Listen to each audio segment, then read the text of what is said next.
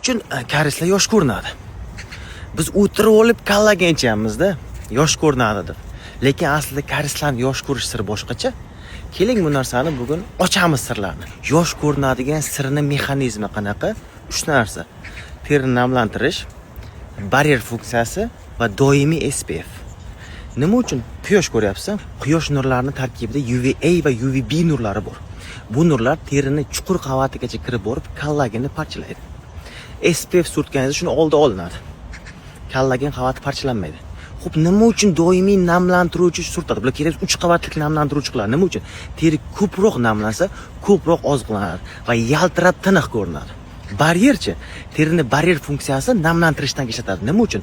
Akne, teri qurishi, qizarishi, yallig'lanishi, har xil infeksion teriga zarar qiladigan omillarni oldini oladi. Puli tamom ishlansa kerak emas. Kollagen u bo'g'im kasalliklarida kerak bo'ladi. Biz tonna-tonnalab terini tarang qilayotganda kollagen ichamiz. Not make sense. Salomat bo'ling.